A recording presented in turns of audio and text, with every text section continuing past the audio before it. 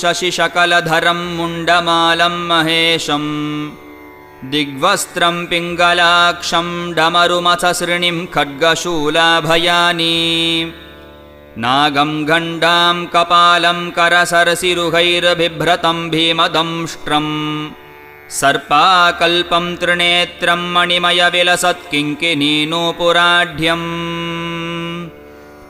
ॐ नमो भैरवरूपाय भैरवाय नमो नमः। नमो भद्रस्वरूपाय जगदाद्य नमो नमः। नमः कल्पस्वरूपाय विकल्पाय नमो नमः। नमः शुद्धस्वरूपाय सुप्रकाशाय ते नमः।